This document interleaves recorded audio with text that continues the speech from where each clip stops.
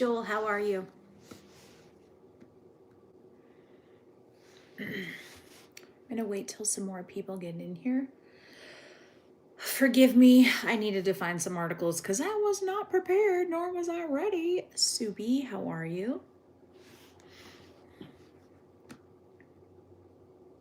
We're just gonna read stuff like we did yesterday, and Miss Rainey had a few shots, so I'm hoping that we're gonna do okay.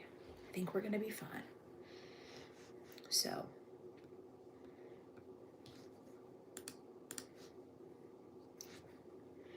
are you really, Subi? Because you have me a little worried. Raccoon Man, how are you?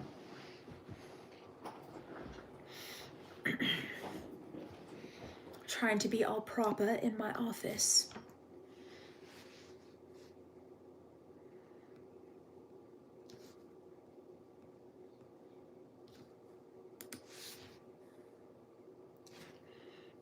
Almost, Jeremiah. I don't want to check because that gives me anxiety, and it's just a number, and I'm just a person on the internet talking crap. So there's many of us around. Oh, Subi, that's not an option. That's not who I am as a person. So I appreciate that, but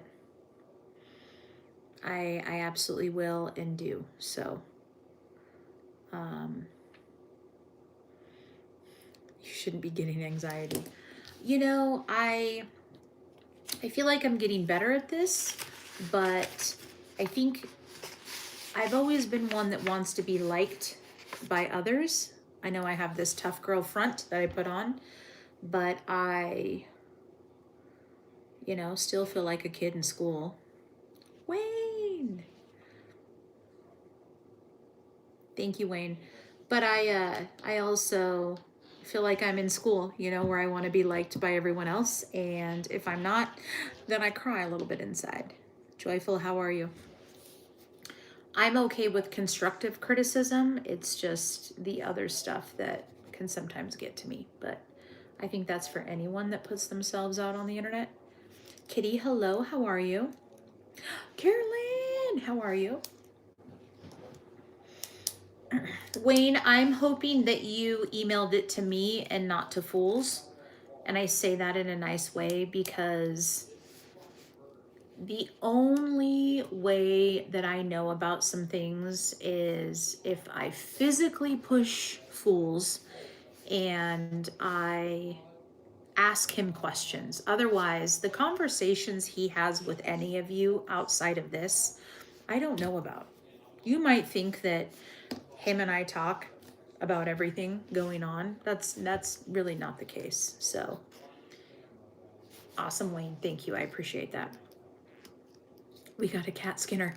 So it took me a minute. One, Fools made some weird meal earlier today, and I was like, this would be fantastic over rice. And we have a rice cooker, and he doesn't know how to use the rice cooker. So I had to put it together for him. And then Ariel called, and then I had to talk to Ariel for a minute because Ariel wanted my undivided attention. And then I needed to look up some stories. I've got a whole bunch of tabs open, and yeah, so that's how that went. So now we're here. So there's 15 of us. I think that's enough to get this started, but I hope you all are well. I appreciate you for all showing up. Thank you. And we will start with this. So we're going to start with the trigger warning, which is some of the things that we are going to talk about are graphic. Some of them have to do with children. And I am just here reading about crime stories that have hopefully happened within the last few months, kind of the current events crime. And that's kind of my goal here. I don't know if I like this light. Hold on. This is an adjusting light and it does a weird thing. So I think that's as good as it's going to get. But that's kind of the goal of what I'm doing with these lives going forward. Fools does a whole different thing. So yeah, if you are bothered by stories about you know, children, whether it's abuse or unaliving, right? We're going to work on that word because I'm reading these new news articles for the first time in front of all of you. And to censor anything would be cheating because I don't know what I'm reading until I read it to you guys. So I have no idea who Olivia Benson is, but I think I was told one time Meghan Markle, which is so strange, but just don't do stories about puppies. Ugh. Jeremiah's like, I don't care about the children. But anyhow, I'm going to do my best. I had some green tea shots earlier, so we're going to pull it together. I've got my Red Bull, which is alcohol free. So bear with me. If I stumble over my words, I'm new here. We're all new. Judge me if you want, and we will get through this. So the first story that I found was posted on October 16th of this year. And the title of this one is Grandmother Who Beat 3-year-old to Death, Leaving Dents the Size of a Child's Head in Bathroom Wall is Sentenced. So this is going to be hard. And it's really sad for me because I can actually see the pictures of these little babies. So my heart. Kate, thank you. I appreciate you and all of your work here, my dear. So a 63-year-old grandmother in Oklahoma will likely spend the remainder of her days behind bars for killing her 3-year-old granddaughter and leaving the child's body to decompose in a trash can for several days. Cleveland County District Court Judge Lynn McGuire ordered Becky to serve a sentence of life in the state correctional facility for the 2022 slaying of young Riley Lynn. And bear with me, again, I'm going to kind of try to skim through this if I can to just leave out information that isn't important. So they said the grandmother beat the child to death, leaving indentations in the bathroom wall, they say were the size of the child's head. She pleaded no contest to one count of first-degree murder in connection with Riley's death. Under Oklahoma state law, a life sentence is considered to be 45 years. Due to the severity of the crime, the grandmother must complete at least 85% of her sentence, meaning she must serve more than 38 years before she may be eligible for parole, at which point she would be 99 years old. So we know that she's not going to make it. But again, I have my own thoughts about what we should do with people like this.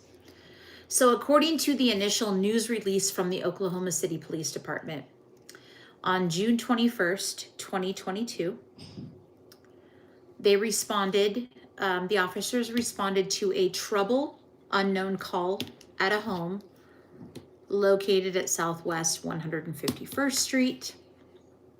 Upon arriving at the scene, first responders learned there was a deceased child at the residence. Cowboy, how are you? Officers found the body of 3-year-old Riley in a residential trash receptacle at the home. The child had obvious signs of trauma to her body. Investigators said at the time of the incident, Riley was under the care of her grandmother. And they transported the grandmother to the department headquarters where she was interviewed and booked into the county jail on suspicion of murder. She has maintained that her granddaughter's death was a tragic accident, repeatedly claiming that Riley died after falling from a ladder in the backyard. Exactly, Bill, I agree with you. A homicide detective previously testified that Riley's body was discovered inside a recycling bin right outside of the grandmother's home. The bin also contained the little girl's toys and had been covered with 2 blankets, one of which depicted characters from the Disney movie Frozen. I don't want to read that, and I shouldn't have, but I did. The detective explained that investigators located blood splatter throughout the grandmother's home, including in the master bathroom, and several other areas of the home. A total of 28 swabs were taken from inside the home and analyzed, many of which came back positive for little Riley's DNA. The grandmother told police that she regularly kept Riley's toys in the recycling bin outside of the house. Okay. So I don't know who you are as a person. And I don't know where most of you are from. Most of you are here in the US. Some of you might be in a different country. But here in the US, at least most of the states, we have a blue recycling bin, right? Big trash bin you pull to the side of the sidewalk to the curb. So you're telling me you're keeping your granddaughter's toys in the recycling bin outside. All right.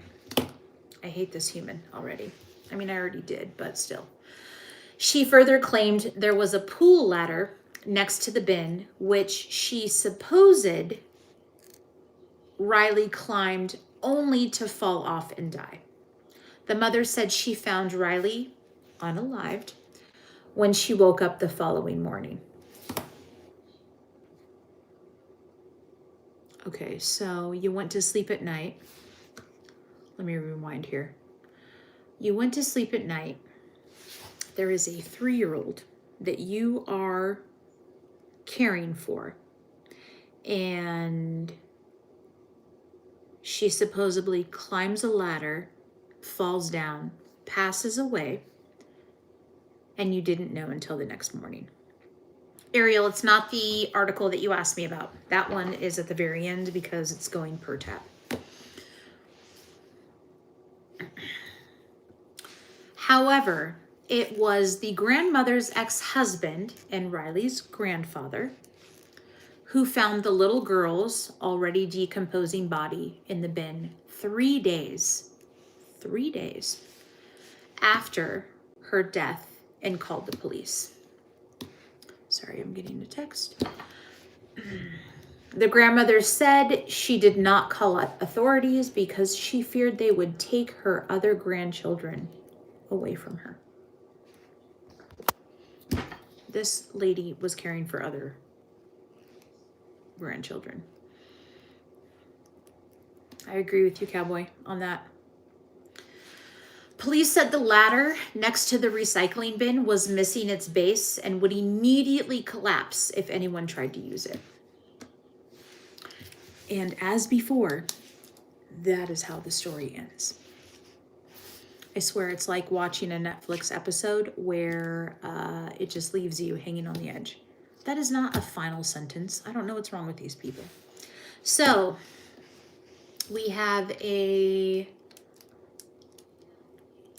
Oklahoma grandmother who unfortunately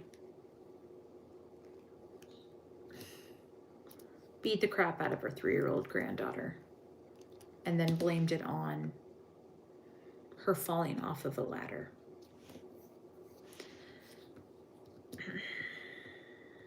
Sentenced to life is nowhere near what she should be getting, but you all know my thoughts on what I think should happen to these people. So, hold please, my heater went on and I don't need to be overheated.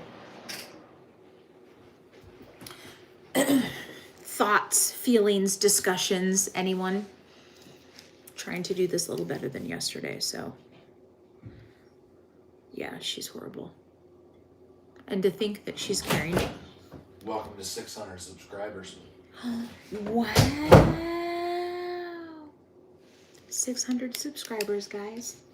I got my fancy rock here with me, so I've been holding on to that, wishing for some goodness. So that's amazing. Thank you to all of you and to anyone else that came in and listened to my story. But yeah, it's it's unfortunate that not only was she caring for one, but she was caring for multiple. And a similar situation actually happened in a couple towns over from us, where the grandmother was caring for her grandkids. I want to say it was 2 or 3, and I should probably have this case pulled up before I give you false information, but along the lines of, my daughter ended up going to school with one of the girls who was, I think, a couple years younger than her, and she would hardly ever come to school. It was, thank you, thank you, thank you.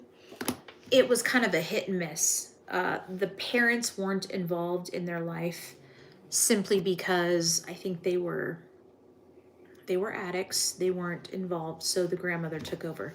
So the grandmother, I want to say she had 3 or 4 grandchildren, and someone had reported one of the grandchildren missing. I think it was a school counselor or something.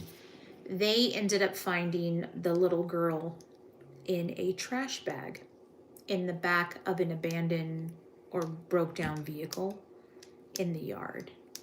And that happened a couple of years back, and I don't even know if that's been finalized, that case, yet. I agree with you, Kate. Mike, I agree with you with that too.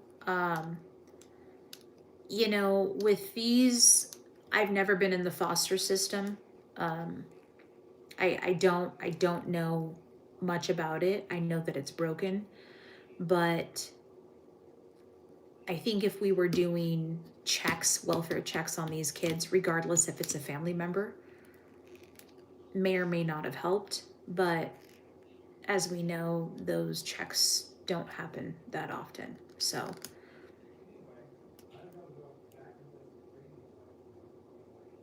it's too bad. So Fools is being really loud out there. I don't know what he's doing. So you've seen that one.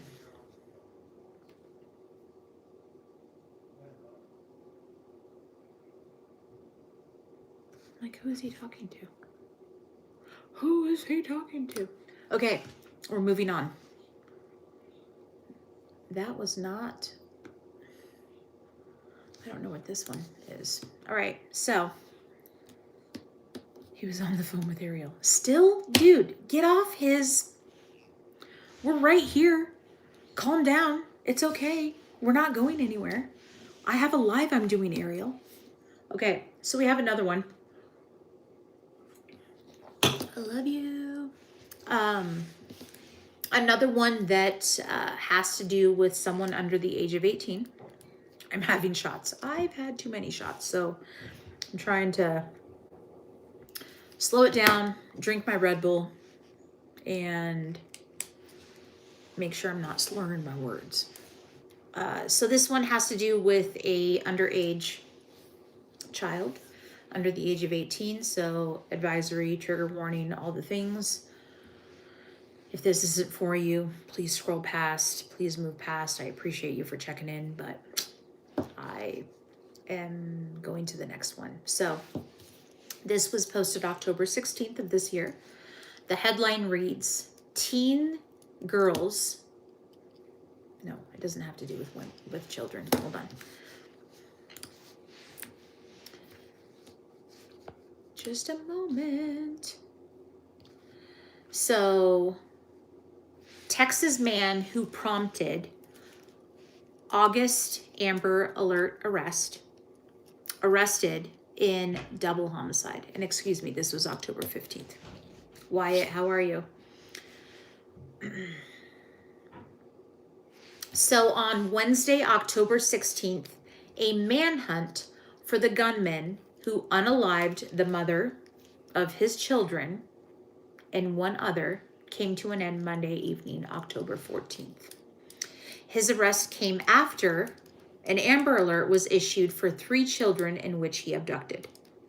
So I'm sure you guys probably get these alerts in your area where usually the parent ends up taking the child, and hopefully it doesn't end like this, but In this instance, it does. So, at 7 p.m. Monday, 31-year-old Shirless Hernandez was taken to the Travis County Jail on a capital murder charge in connection to the double homicide, according to Austin police.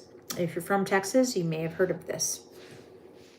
They first responded to the double homicide at 7:38 a.m. at an apartment complex in the 1800 block of Burton Drive.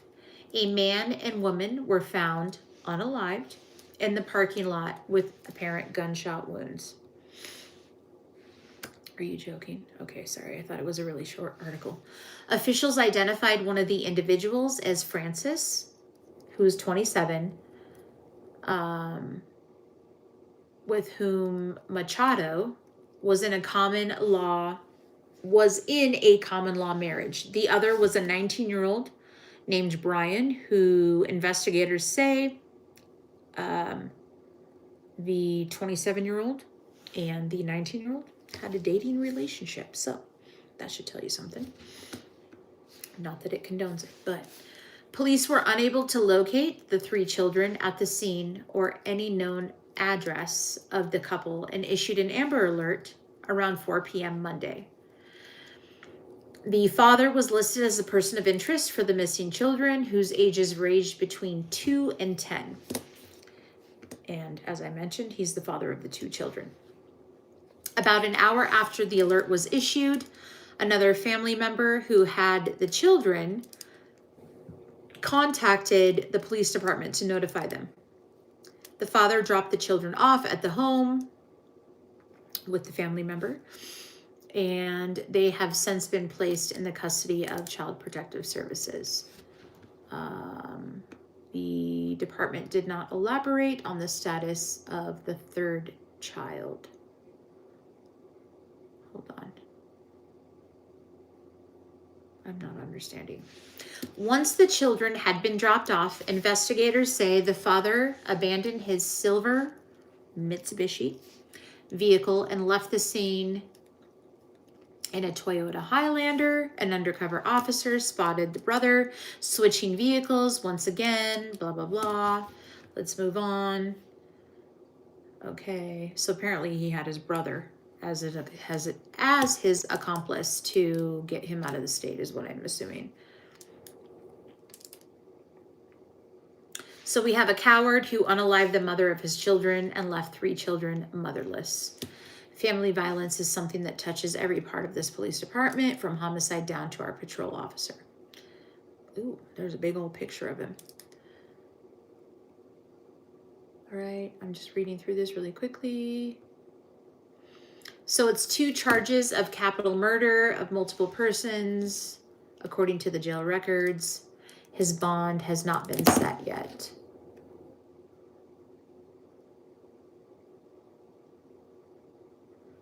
I'm trying to decide if this is the same. Did they say that they were dead? Yeah. Oh, sorry, unalived.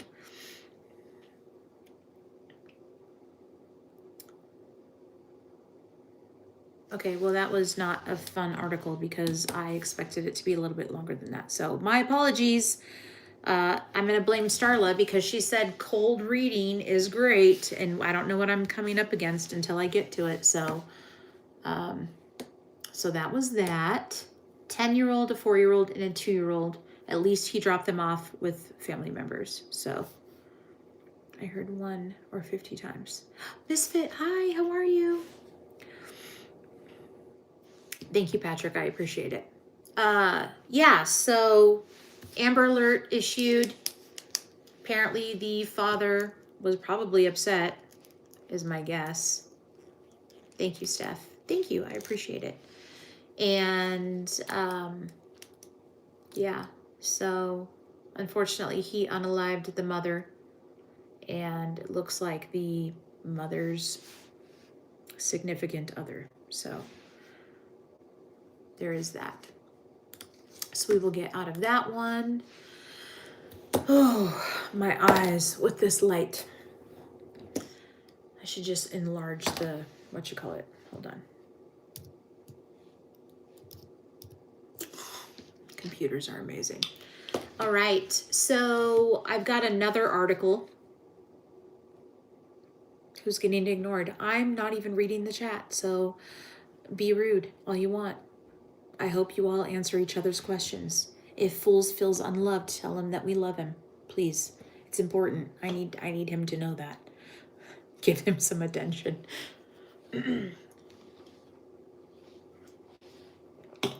We are. I know you are. All right, so October 16th, Texas No. It was mentioned to me that I should use the word unalive just in case YouTube tries to censor me or if someone reports it. You know, the internet, you can only say certain things at certain points during certain times of the day. Otherwise, I would hate for this to get just completely banned because I'm reading it for what it is on the internet. But thank you. I appreciate you for reporting me. We're going to be sure we report you. There's a lot of people in here who will do that. So thank you. Love you. I hope you have a great evening. And don't threaten us with bombs. It's rude. Just saying. All right. So this, we're going to do a trigger warning as always.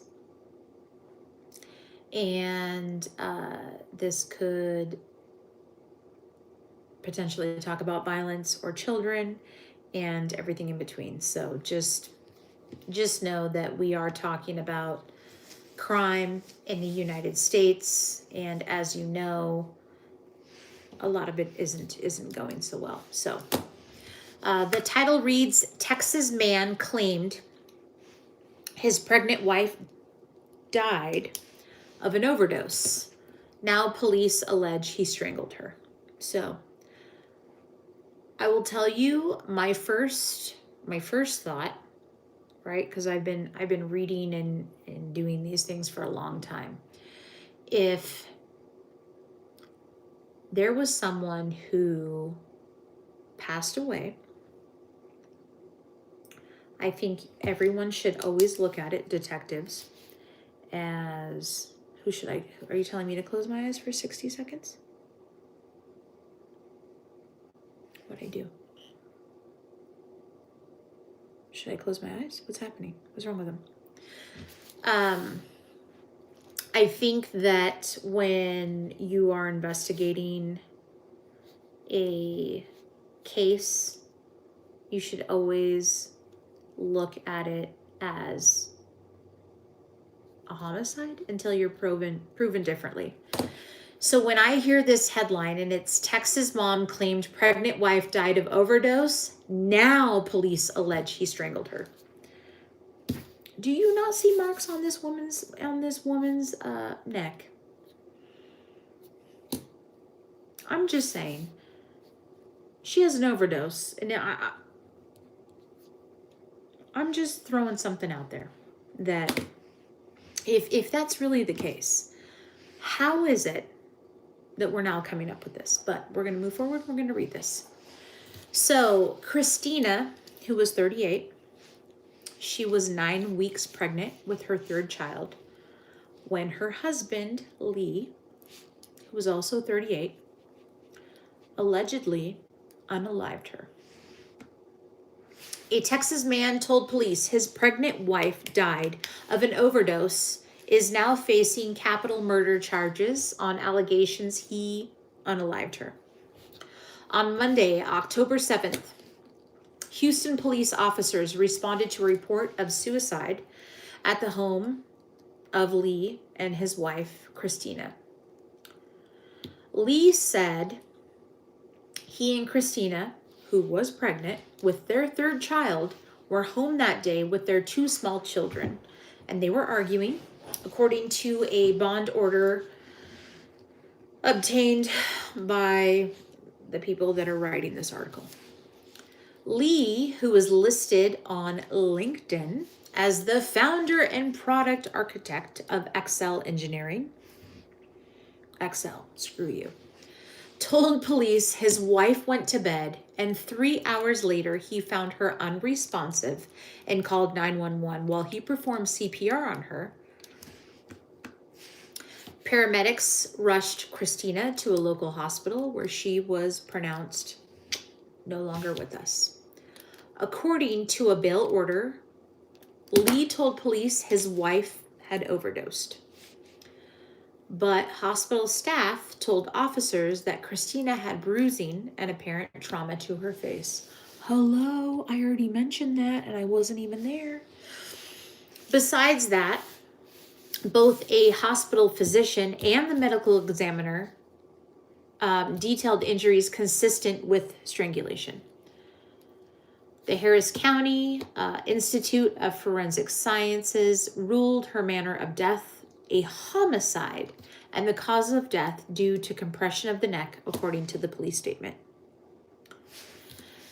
Noting that Christina was 9 weeks pregnant, the bond order also alleged that Lee admitted wife not suicidal and not a drug user. He was arrested on Friday, October 11th, and charged with capital murder, according to the probable cause finding and order obtained.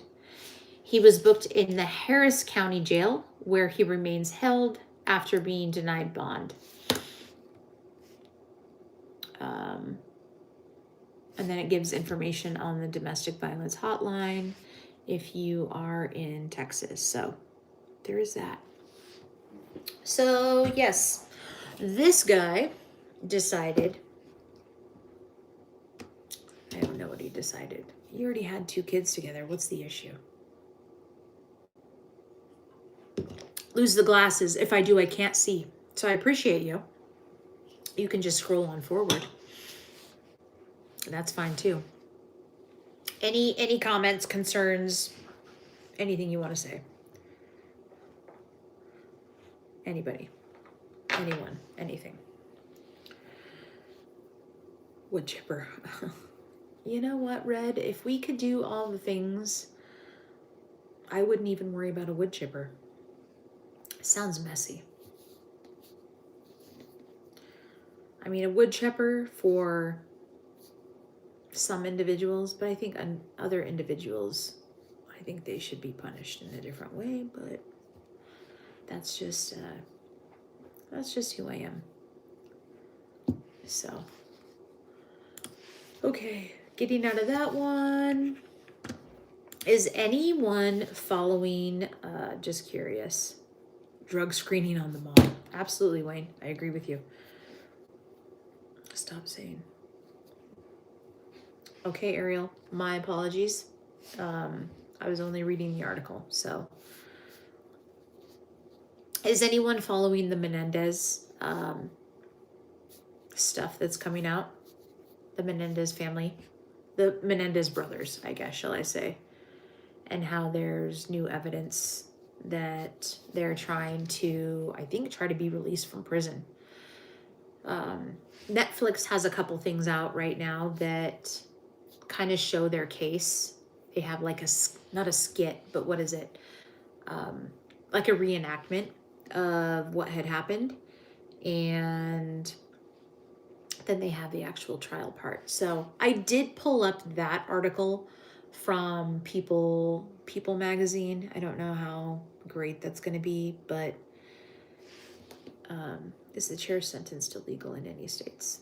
Well, Kate, I don't know. Kate, you were here yesterday, right? How I told you that the electric chair is not something that is legal here in Idaho, but if lethal injection is not an option, that the firing squad is, which is pretty old school, that's for sure. Yeah, Patrick. So I knew about the Menendez brothers. Obviously, that happened quite some time ago. But to hear some of the stuff coming out, I have my views on it, right? I think it's I'm not going to say it didn't happen because I wasn't there, obviously. But it's easy to put blame on someone that can't speak for themselves. Again, I'm not going to say yes or no because again, I wasn't there. But I've seen, I've heard, and I've read a lot of cases that they plead or they make these accusations about other family members that are not here to speak for that. And that way they get less punishment or they don't get any punishment at all. And again, I don't wish that on anyone. I just, it's just interesting. And again, I did bring up an article that I'm happy to read that we can kind of go over, but I thought I should probably read the other stuff first. Bailey said, love you. Chris, who is Bailey? And I don't know who Bailey's talking to. So, Alexa has a notification for me, but we're not going to talk about it right now because she might give out too much of my personal information. So, okay. So another article, bring it, that I have pulled up here is, are you ready? Imagine this is the generation that we are raising right now. Teen girls allegedly unalived a random man because they were bored and decided to find someone to beat up. So this was written October 16th of this year.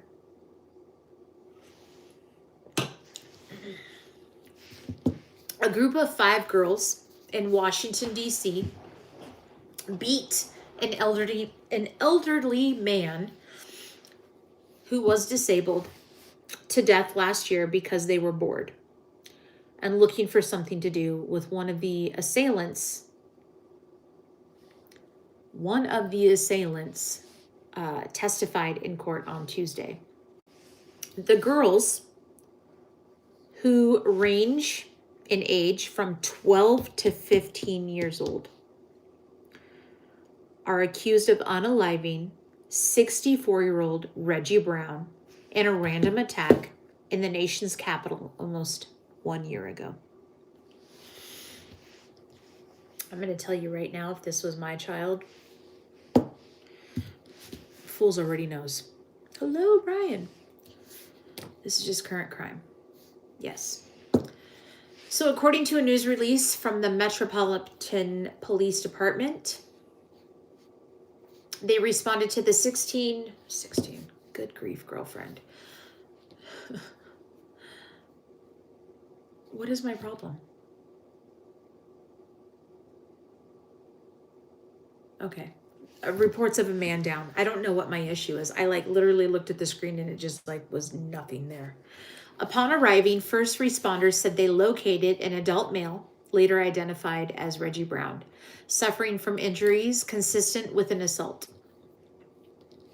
The Office of the Chief Medical Examiner conducted an autopsy and determined Brown's manner of death to be homicide and the cause of death to be blunt force trauma to the head. Yeah, I would imagine it is, Wayne. Investigators in late March arrested a 12-year-old female and 2 13-year-old females in connection with the attack. All 3 juveniles, whose names are not to be released due to their ages, screw that, release their names, were charged with second-degree murder. Several months later, investigators said they discovered 2 more juveniles involved in the fatal attack of Brown. They arrested a 13-year-old juvenile female and a 15-year-old juvenile female, both of Northwest DC. They were transported to the homicide branch where they were charged with second-degree murder. The 15-year-old girl last week pled guilty to a lesser charge of assault with a dangerous weapon and was sentenced to 3 years in a juvenile detention facility as part of her plea deal. The teen was required to testify at the trial of 2 of her co-defendants. Per the report, the 15-year-old told jurors that the 5 girls had been at a skate park in Maryland before returning to their home. While looking for something else to do, the juvenile witnesses said she suggested they go and find someone to beat up. They asked why she would suggest such a thing, and the teen reportedly responded, "Because we were bored." While walking on Georgia Avenue, the 15-year-old said to the group they came across Brown, who was already being attacked by an unknown adult male wearing a blue coat, who then approached the girls. He pushed Mr. Brown to the ground, is what the 15-year-old testified. He then walked up to us, and I asked him why he was beating him up. "What did he say?" the prosecutors asked. "I don't remember what he said. I asked if we could help, and he said yes." The 15-year-old testified that she did not know the identity of the man in the blue coat. One of the defendants reportedly recorded the attack on her cell phone, which showed several of the girls stomping on Brown's head and lashing him with his own belt. Following the beating, the girls reportedly appeared to celebrate. If found guilty, the 2 teens currently on trial face a maximum possible sentence of secured detention until they reach the age of 21. During Tuesday's proceedings, Briggs said that in addition to the 15-year-old girl, one of the remaining 2 juvenile defendants had also pled guilty in connection with the fatal attack, though it was not immediately clear what her charge was going to be. And that's how we ended that one. No, I think they need to release the names. Release the names. You want to act like an adult, you get treated like an adult. Put them in an adult prison. Give them the same sentence. It's crap. I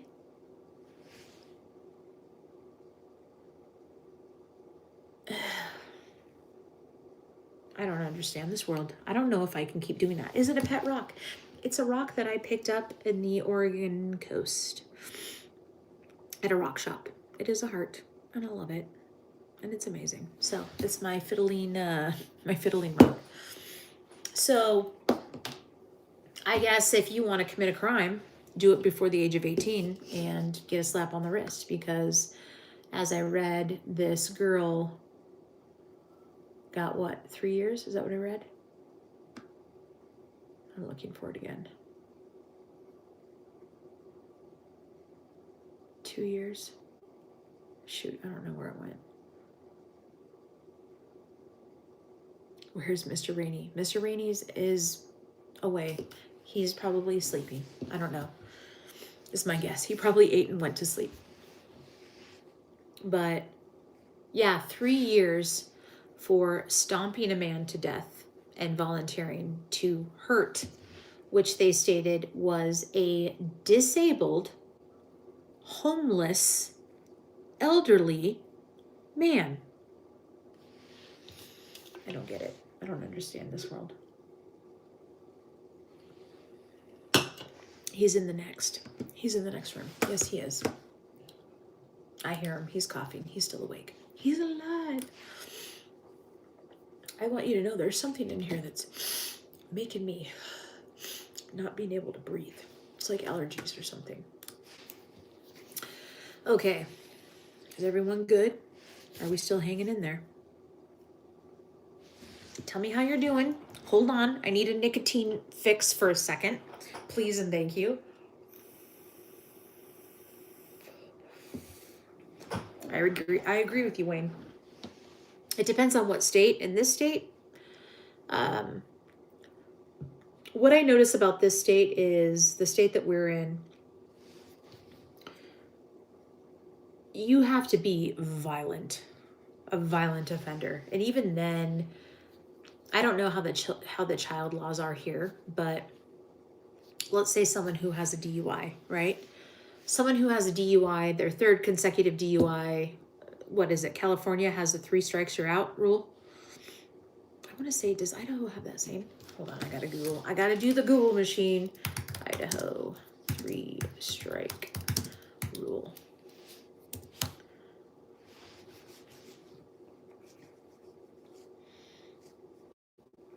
Oh, well. So Idaho has a 3 strike rule, I guess you can say. So it mandates a minimum sentence for the 3rd time felony. Now, this is certain criminal acts, not all of them, of a minimum of 5 years incarceration to a maximum of life. So in Idaho, let's just say you got caught with weed 3 times. And I'm going to say that because it's not legal here. You could potentially do life for that. But a child offender, sex offender, doesn't even get near that kind of sentence, and it's disgusting. I've got a bunch of cases that I could read about that, but I was really trying not to go towards the children stuff today. But the next one, guess what, is about a child. So I got this one. It looks like, apparently this didn't show up on my current news feed, but the title of this one, again, trigger warning for those of you who are sensitive to children. The charges: mom fatally shot. This is Ariel. This is your jam. Ariel recommended this one to me earlier while I was before I got my live ready. So, mom fatally shot 6-year-old son, hid his body in the trunk of a car. So, we're just gonna read this article. Bear with me here. The mom of a 6-year-old boy who was found fatally shot in the trunk of the car she was driving in Mound on Friday has now been charged with murder. She's accused of shooting him up to 9 times in the car with a shotgun. And I do want to tell you, I didn't tell you this. This particular article was written back May 24th of 2022. So again, Ariel recommended this one. This isn't necessarily a current event, but he asked if I had heard about it, and because I was searching, we went with it. So her first court appearance is scheduled for 1:30 on Tuesday, obviously 2 years ago. Her bail has been set at $2 million. Court documents show another person, a man, was also taken into custody on Friday in connection to Eli's death. The county attorney's office said on Monday there is insufficient evidence at this time to charge him in connection with the boy's death. So Eli's family has launched a GoFundMe to help pay for funeral costs. He was a kindergarten student in Westinoka. Forgive me, I didn't do the Google for that one. In a news release on Tuesday, the Orlando Police Department said the investigation into Eli's death had led authorities to addresses where they have found evidence implicating those locations as potential scenes. So, let me skip through this.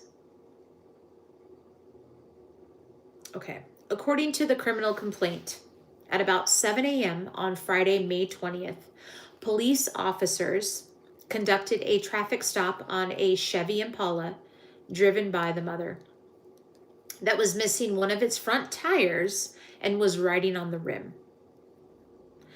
The back window of the vehicle was broken out, and there appeared to be blood on the driver's hand. There was also a shotgun shell and a spent casing in the vehicle, as well as blood and what looked like a bullet hole in the back seat. Police determined there was probable cause to search the vehicle and that it couldn't be operated safely. That's when police searched the trunk, finding Eli, who had been shot. Ugh, she's disgusting. There was also a shotgun in the trunk, the complaint states. Before police found Eli's body, the mother had been released from the scene. The criminal complaint said, the charging documents do not say why she was released to begin with. When officers discovered Eli's body, they responded to her apartment, but she had left and the washing machine was running. Police said they found the clothes that she was wearing at the time of the traffic stop being washed in the machine. She was found leaving the area on foot and was arrested. She had blood and what appeared and what looked like brain matter in her hair. A witness saw the mother's vehicle at the Shell gas station on 3 Points Boulevard not long before the traffic stop. Police searched the dumpsters at the gas station, finding a backpack, blood, bone, and what looked like brain matter. What is happening? Sorry, I'm getting text messages. Let's see. Police followed damage done to the roads because obviously the rim was driving along the road with no damn tire, as well as information from witnesses leading officers to multiple locations where blood and brain matter were discarded. Police found a bloody child booster seat in a dumpster, noting the seat had sustained damage consistent with the shotgun blast. Officers spoke to the mother's friend, identified in the complaint, who said that over the past week, the mother wanted to learn how to use a gun. So they went to a gun range. He said she bought the shotgun on March 17th and they went to the gun range the next 2 days. He also told police that she had been carrying the shotgun in and out of the apartment. And when she did, it was wrapped in a gray blanket.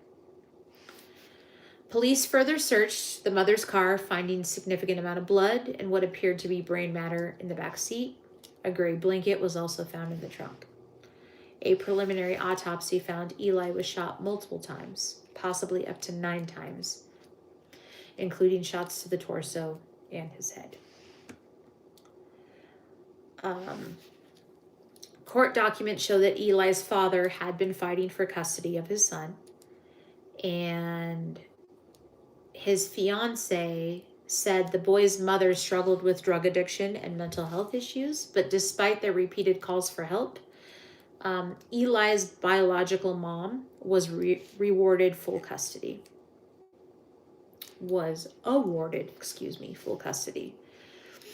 That was it until last night when we got notified that he was found in the trunk of his mom's car. Not only did we express concerns for multiple people, multiple times, every time the response was, this is something for family courts, CPS. And laws do not allow us to address this unless they see physical abuse and have grounds to remove him from her home. Numerous people were saying they feared for Eli's safety if he was returned to her, and that was ignored. That's what the foster mother said. And that is the end of that. And it shows court documents and a little memorial and all of that good stuff. So that's really sad. Thanks, Ariel, for sharing that one. That one was a good long read because some of these are short. So I appreciate that one. And that's disgusting. I don't know why she's charged with 2nd-degree murder, but that's just me. Wellness check didn't work. Exactly, Wayne. That's what I was saying earlier is, CPS, I wouldn't say always works in those instances. I know I've mentioned this before. I wanted to be a part of the Children's Advocate program here, well, not here locally, but in the city. And that person would be kind of the middleman between the court system and the biological parents for the child. So I would say do home visits. I would go on all the little things that the child goes on when they're with their parents, their biological parents. And then I would write a report and go to the courts and tell the courts whether or not I felt like the parents were in good condition, I guess, or in a good mental state to take their kids back. And Fools said, no, you can't do that. You're not going to be able to do it. And he meant it out of a good heart, because I see people for what they are, and I'd love to be able to tell you that I wouldn't want to take every child home, because I would. But in our state here, if they're looking for volunteers to be that middleman between the court and those foster parents and the biological parents, that should just tell you how much of a shortage there is of CPS workers. And that's, I'm sure, all over the US. The caseloads are endless, and it's too bad there isn't more people that can volunteer their time. But again, if I did it, I'd have a house full of kids. So I'm not sure. Fools wasn't wrong. I probably wouldn't be able to handle it, just because I'd be like, she looked at me funny, therefore I know she's not a good person. So I'm just gonna, let's just keep the kids ourselves. I don't know if I could. Reading some of these stories, it definitely, reading them for the first time, right? I'm not prepared. None of us are prepared as I'm reading this. So, yeah. Damn it. The kids ones get to me. Emotionally stressful. Yeah. And I would imagine it's no different, a little bit different perspective, different angle is, working in when you're caring for elderly as well, because they don't have family members that maybe come and visit them. And there's that whole perspective on the end of a life as opposed to the beginning of a life. And my heart would be torn to shreds every day. So I don't think I could handle much of anything. But trying to see here. I've kind of read through all of my articles already. Today was a little different than yesterday. Maybe it's the time of day that I'm doing this. I'm not sure. I agree with you, Misfit. Yeah, I think anyone that feels like they can't care for their child should be able to drop them off somewhere. I think there should be a no questions asked. And I know some states, some countries do that, but I think that's only when they're an infant.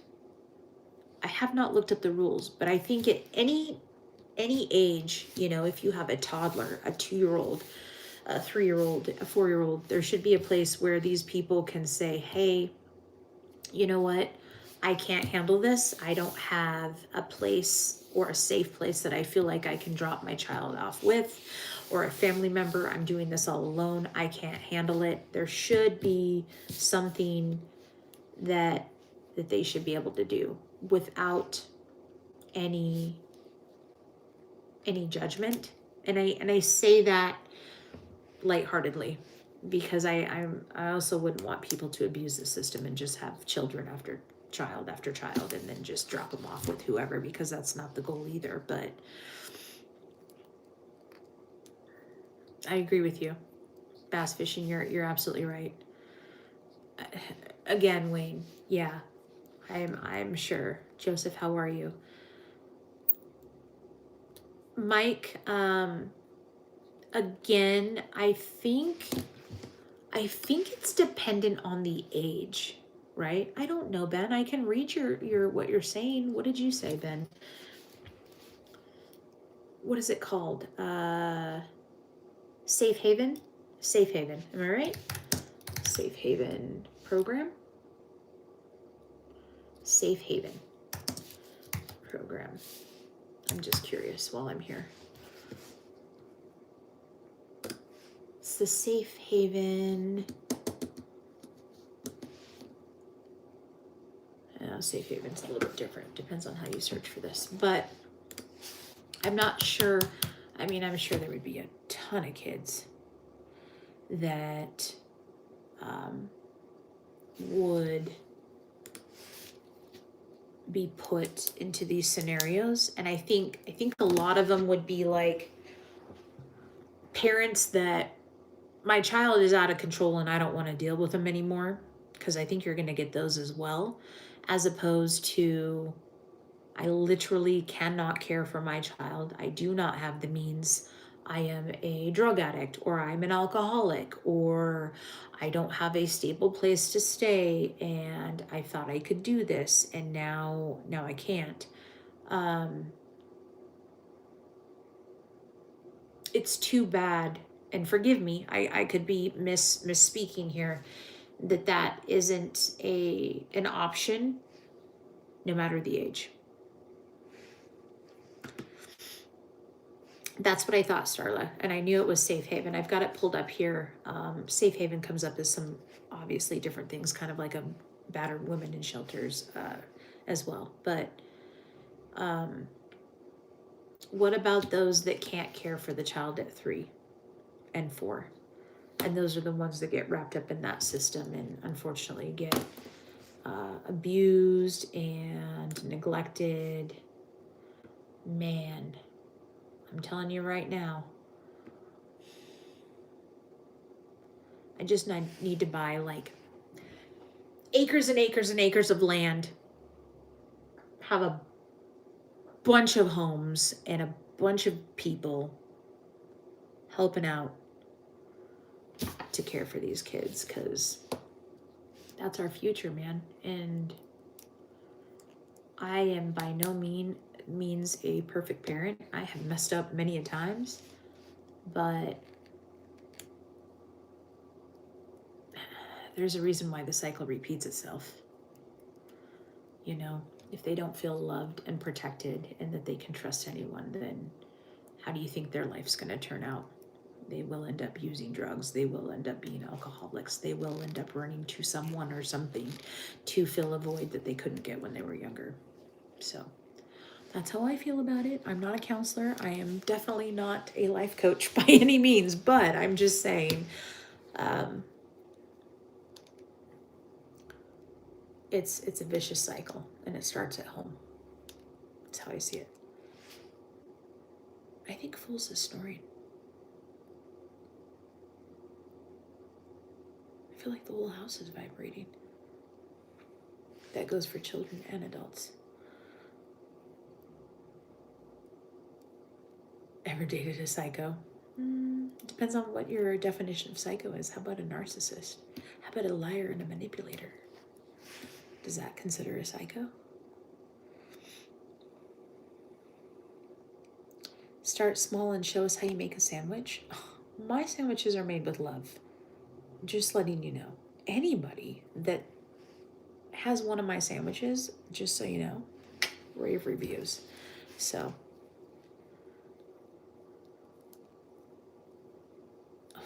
Ben, what happened? Hold on. I'm going to look at Ben really quickly. Ben, what did you say?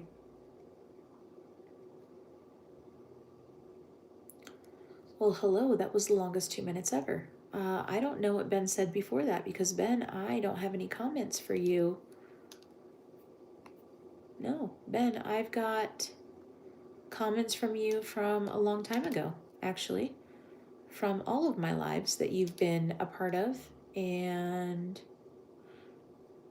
I would like to apologize to you. I'm not sure why you would have been timed out, because I don't see that you said anything offensive at all. At all. The only thing, your first comment was, I don't know, Ben. I'm not sure.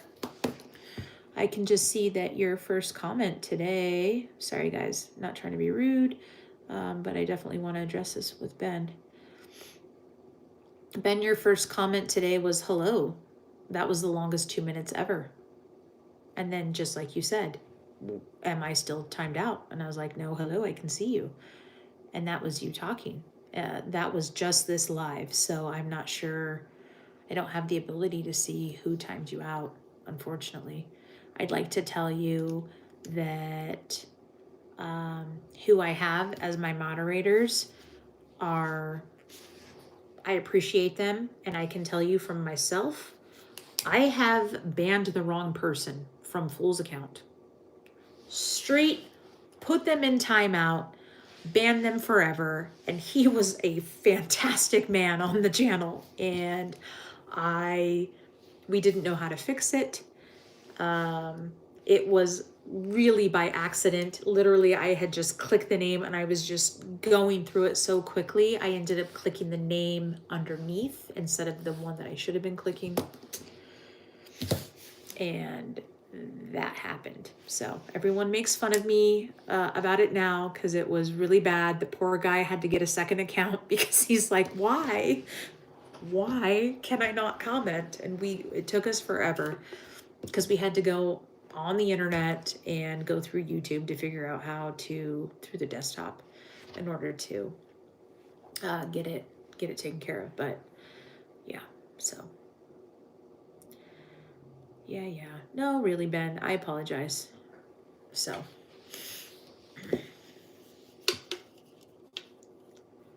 yeah, they do happen. So, but anyhow, I don't have any other little stories for you guys this evening. I think Fools is asleep. I'm not sure if Red is home. So,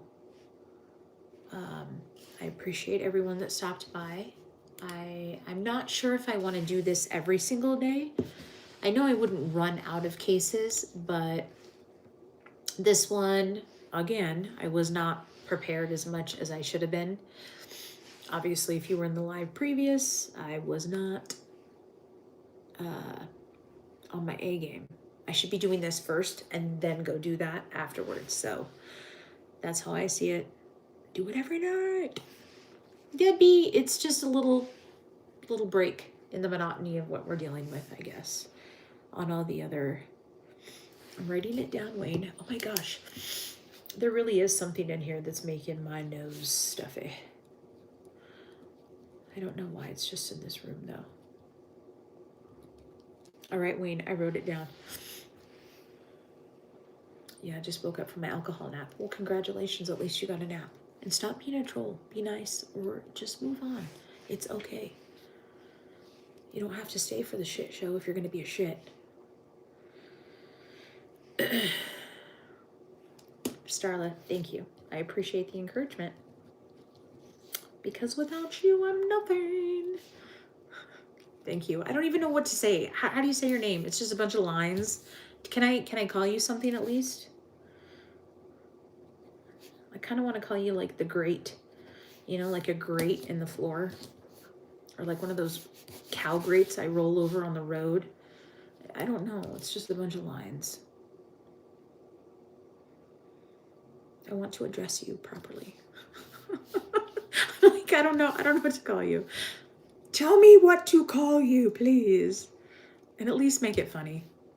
It's a lowercase L. Well, I'm not gonna go oh the whole time. They call me I. Nice. All right. Just keep it real, I. Just saying.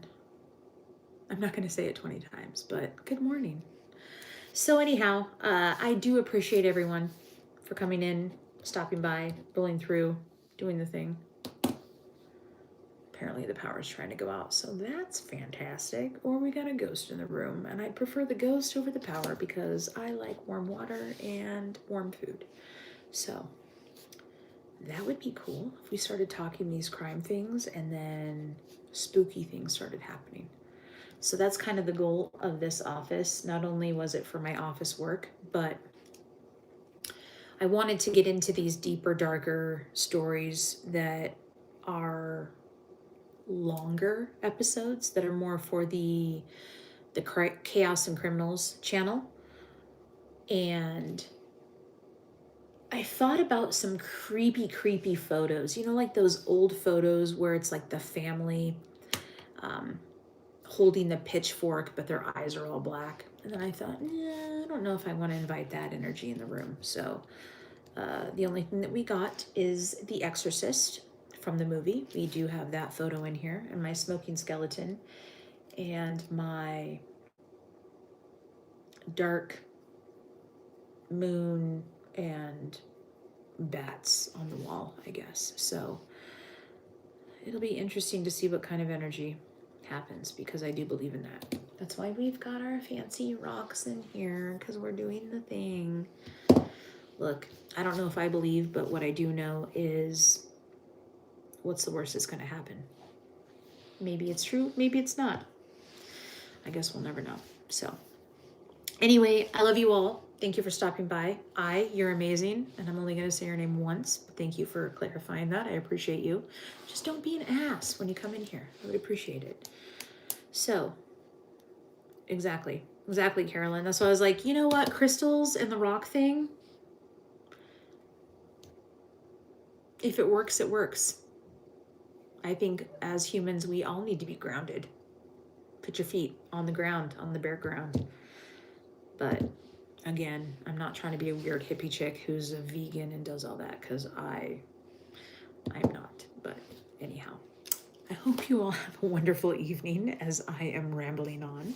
I appreciate you for all stopping by, and apparently we're going to do this again tomorrow. So I'd like to have a scheduled time. I'm going to work on that for everyone. That way we can do this on a regular thing. So I love you all. Have a good night. See you all later. Maybe I can get Red to sing a song with me. We will find out. Okay, I love you. Bye.